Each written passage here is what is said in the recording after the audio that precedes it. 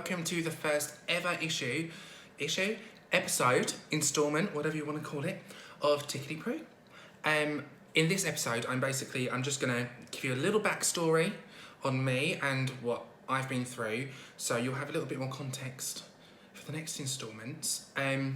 Obviously, as you can tell, I don't have my ring light yet, and iPhone does not have filters on their camera, so winning. To be fair though, I have just finished a 10-hour night shift, so I think I look pretty alright so far. No, so I do have to put a disclaimer out there. Anything I talk about and any opinions I have are completely my own. They are from my own experiences, and I'm not under any circumstances talking about or, in regards to everybody on the LGBTQIA community. I'm not invalidating their experiences because everybody's journey is completely different, but I'll be talking about things in my own perspective from my journey and my experiences. Just putting it out there before anybody comes for me saying that this is gospel. Sorry, I went a little bit Alexis from Schitt's Creek then. Sue me. Love that show. Right, so, little backstory. Up until 3-4 years ago, was a boy called Chris, or a man called Chris.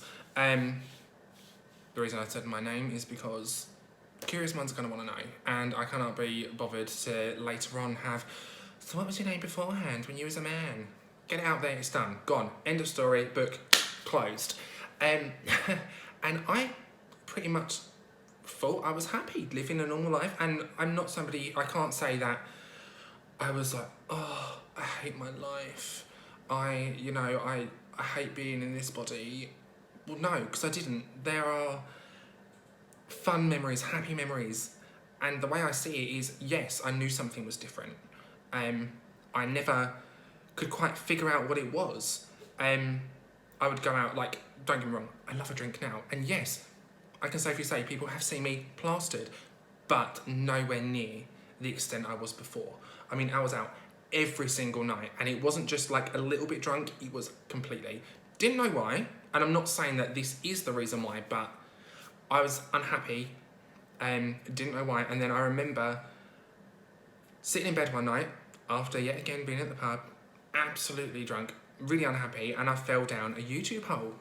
I think I started listening to Girls Aloud or something, and anyone who knows me knows I love Girls Aloud.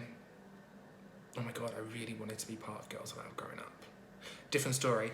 Anyway, fell down a YouTube hole. I think I was watching something about Girls Aloud, and as you do, on the list next to you, I was going through videos, and it just got more off topic, and I ended up coming across a few trans women's coming out stories and journeys to discovery and stuff, and it just hit me like a train, like a big trans train hitting me, and I was like, oh my god.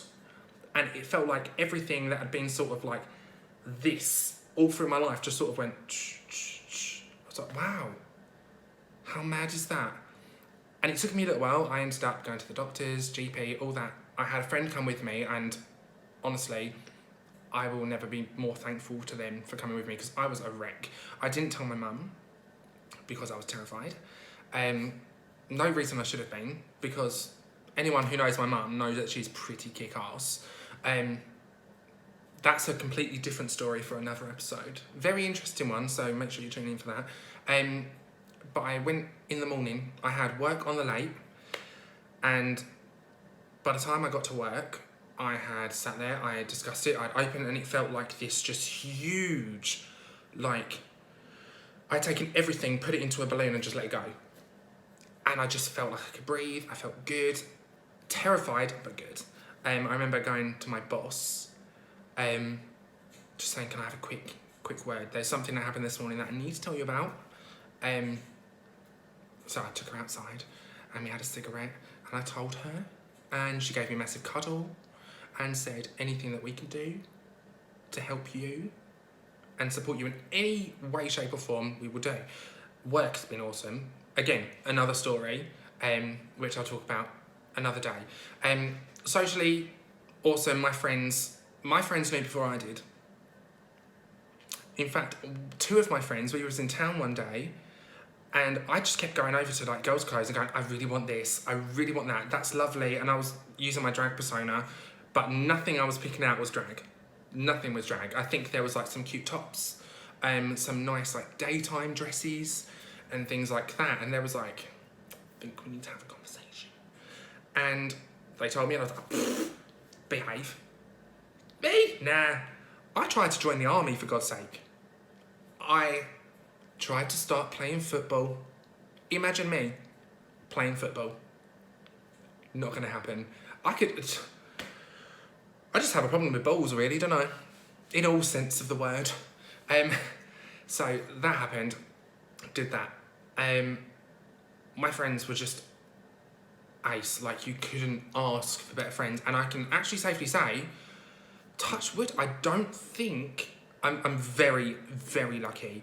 I don't think I've lost any relationships through it. If anything, I've gained more relationships because I've been more comfortable with myself and talking to people, and people have just been stronger. But as I said, I am incredibly lucky. That is not the case for a lot of people. And it's a very, very traumatic, sad experience. Mine was quite joyous, and I was very lucky, as I said. I keep saying the word lucky. It's starting to sound weird now. But for a lot of people, it's the complete opposite. And we will be going more into that in another episode. As I said, this is just the boring backstory. Getting it all out there. But yeah, so where was I? See, this is what happens when you don't have a script. Yeah, all that. Yeah, fine. Know where I am. I have had like negative experiences as such, in the sense of, you know, going to nightclubs. I have no confidence. Anyway, the fact I'm doing this is mad to me. Like, why am I doing this? I'm putting like everything out there. I feel like this is, I don't know, hopefully slightly counselling for me and like therapeutic, and hopefully it will just help certain other people come to grips with other different things. So that's pretty much my backstory. But as I said, I don't look back at that time and feel really negative and really angry and like that, which a lot of people do. But what you hear in the news and on media is that everybody has that experience of really, really hating their body. That's not the case. Some people don't understand, and they're still living their life and making like happy memories. They're just, in my case, slightly disconnected from it, and you don't know why. And there's something in it, you know? And like, you also hear people say, oh, well, you know, I would never, ever, ever think about being a boy again. Oh my God, I thought about it. Like, I wouldn't, but I thought about what it would be like if I was still in that position. And sometimes the only thing I miss is like the ease, which is, for me, I was getting up, having a shower, pushing something through my hair and going out. Now, I have to do all this. It's not impressive, I know, but it still takes work. And I have to do my hair, and I love it, don't get me wrong, but it's not as easy as it was. But there's pros and cons, obviously. Yes, it was easy getting up and going out and not making any effort, but I was so disconnected, I wasn't happy in that sense. Whereas now, yes, there's more working, getting ready, and the superficial side for me, but day to day, I'm a lot happier. And I think people have said to me, they've noticed I'm happier, and, you know, yes, as I said, I do go out and have a lovely little drink.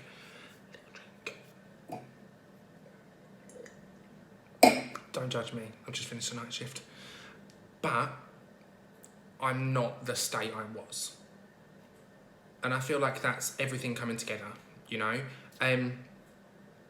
But there are so much more things that go into it, and we're going to be talking about things that I hate about it. Like, there's a whole episode, and I'm actually quite excited about this because there's a lot of stuff you don't get told beforehand, which, you know, probably wouldn't make a difference because you'd do it anyway, but at least you'd be prepared. And we're going to be talking about all that sort of stuff. And and like there's issues when it comes to dating and the type of men people assume you're going to date, or women people assume you're going to date, or who will actually date you. And again, that is like, there are no words. There are no words. I'll tell you that now. But yeah, that's just a little backstory. Oh, 10-minute backstory. I'm sorry, but I managed to squeeze 25 years into 10. Excuse me, hiccup. 10 minutes. But I could waffle on about all that, blah, blah, like the boring side and whatever. And obviously I will still be referring back to that time at some point throughout the series. I don't even know what to call this, but yes, I will be referring to that for referencing and so people can understand in context and stuff, you know. But yeah, I don't want to waffle on too much. Not for this one anyway. But yeah, little background so you know what's to come in the future. I do need your questions for me to answer. I will be listing in the week a list of the topics that we will be talking about in each episode.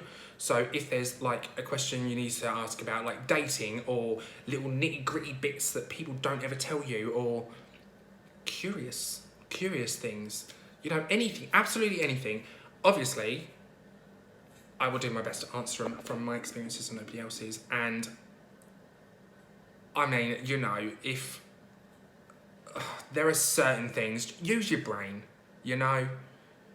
If there's something which you wouldn't answer, if it was about you, don't ask me. I might inbox you the answers, or I may talk about it. Do you know what? Take your chances. This is the time to do it. Anyway, I'm gonna go, and I will see you